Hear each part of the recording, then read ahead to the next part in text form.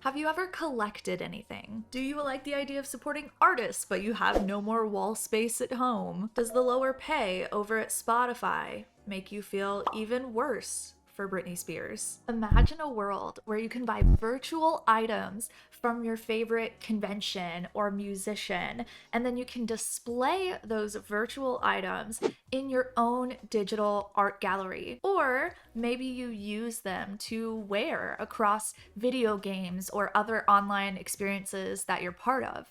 And when you feel like you're done with that digital item, you can resell it for a profit. No, it's not Ready Player One. This is actually happening in real life. Here's what you need to know about NFTs. So first off, what the heck does NFT actually even mean? Well, NFT stands for non-fungible token. If you look this up online, you're gonna find a bunch of confusing ways that they're gonna try to explain this to you. Basically, what you need to know is that fungible means that something is replaceable with something that is the exact same. So one gold bar equals another gold bar. They're worth the exact same in value as long as they weigh the exact same. They're both a kilogram. But steel's heavier than feathers. If I have a $10 bill and you have a $10 bill, they're not the same $10 bill, but they're worth the exact same. When you have an NFT, this means that you have something that is unique and specific, and the value of your NFT is going to be different than the value of any other NFT in existence. If I take my $10 bill and you take your $10 bill and we trade our $10 bills, we both still have the same amount of money or value from that exchange. But if I have an NFT and you have an NFT and we trade them, one of us is going to be getting a better deal than the other, and it's probably going to be me. So an NFT is kind of similar to your house. Your house is the only house exactly like yours with all of the things that you have inside of it. It's also similar to like the Mona Lisa. We can make copies of the Mona Lisa and take photos of it, but there's only one original. Having a digital item that is an NFT is your way of being able to say, I own this. I own the Mona Lisa. Wouldn't that be a freaking dream? Could you imagine? So you'll see some people right click and save as on NFTs as a way to say, hey, I have this thing now. Unfortunately, whenever they do that, because saving a photo is not the same as having it verified on the blockchain, that is not going to mean that they receive the value and they now hold the monetary value that you do because you are the owner of that Mona Lisa. So now we have a way to be able to show people when a digital asset is a verified one-of-a-kind digital asset versus it's just a copy. The reason that we're able to make NFTs is because of a technology called blockchain. My first video on this channel was actually all about blockchain, so you can go and watch that one if you want to learn more about it. The records of who owns these digital items is stored on the blockchain, and as you'll learn in my blockchain video, that means those records are very secure. Blockchain cannot be changed or transferred at anyone's will because it's managed by thousands of computers around the world. I'm not going to get too into the tech behind NFTs, but something that's really great about them is that they have a technology called smart contracts. It's called a contract. And what smart contracts do is they're basically code that sets up rules for how the NFT should operate. So something that a smart contract will allow to happen for an NFT is, let's say an artist creates an NFT and they sell it to you, and you buy it and later on the value rises and you decide you want to resell it at a profit. Well, a smart contract could say that every time that that NFT is sold, a portion of the sale goes back to the original owner, which would be the artist. And this is one of the reasons why NFTs are so groundbreaking, is that they can create a system where artists are continuously paid for their work instead of their art being stolen and copied many, many times, like it usually is online.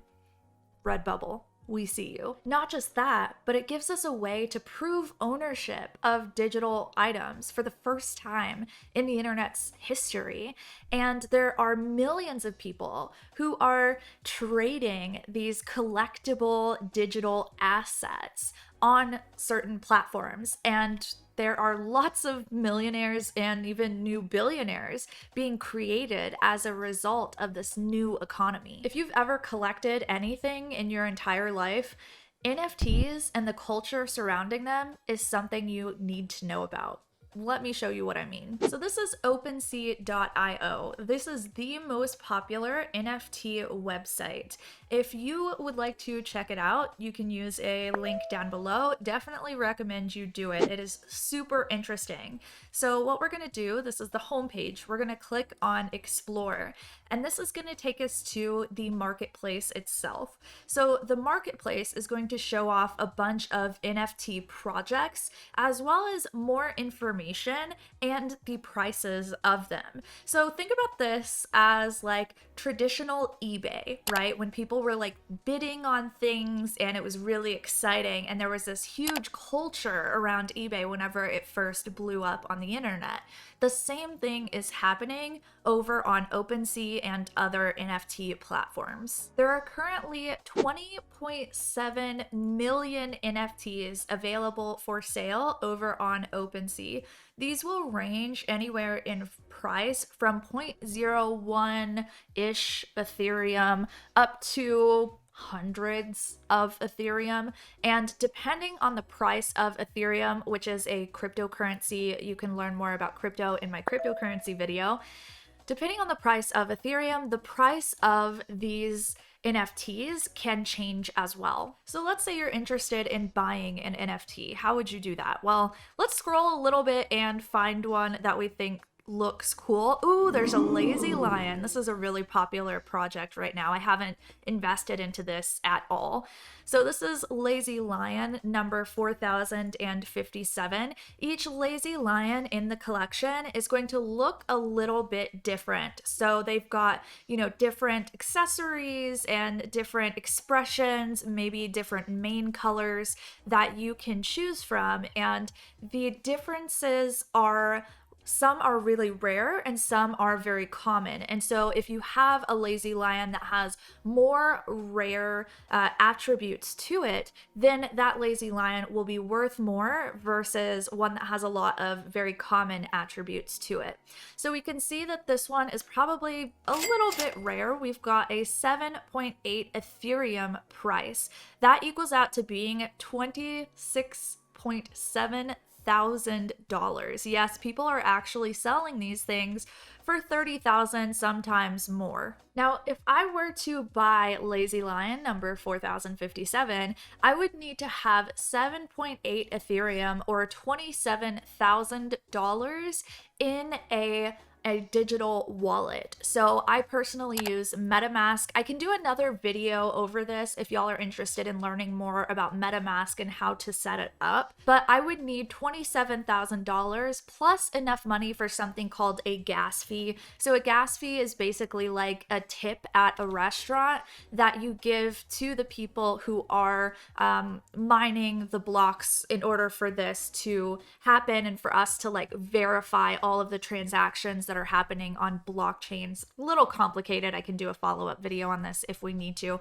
I don't have $27,000 sitting in my MetaMask wallet, so unfortunately I can't buy this. But if you want to try this out over on OpenSea, I highly recommend it. You can search in this marketplace for NFTs, let's say a maximum of, let's just do $100 and see if there are any. Okay, here we go. So these are some cheaper projects that I could buy into if I just wanted to try out NFTs for the first time and I didn't have a ton of money. What's mind-blowing is some people are doing this like 24 hours a day, basically. NFT community basically never sleeps. These freaking people are making millions of dollars, some of them. However, I want to give you a brief warning here.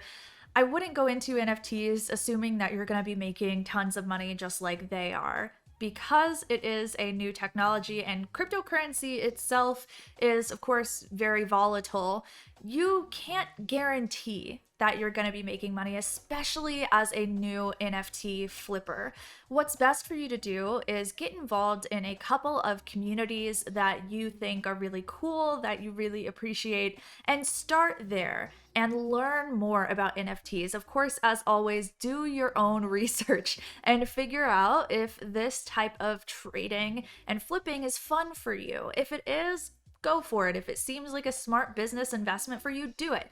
If it doesn't, and you are not super excited and invested into the culture in NFTs, there are safer ways for you to invest your money and make a return on it. The thing that's really exciting about NFTs and why so many people are so hyped about them, NFTs, cryptocurrency, and blockchain technology, among other things we will talk about on this channel, so make sure to subscribe. They're going to fundamentally revolutionize business models and the way that the world works.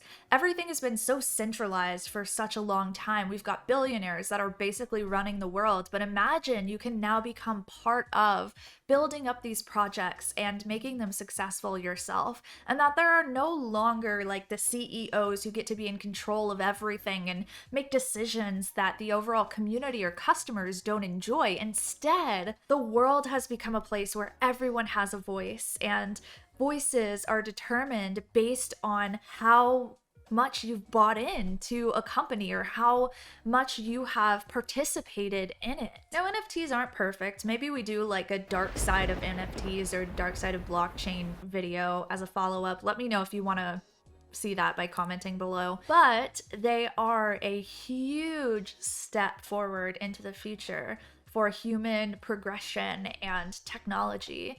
And now is a good a time as any, especially if you missed the beginning of the internet and all of the opportunities that that brought us.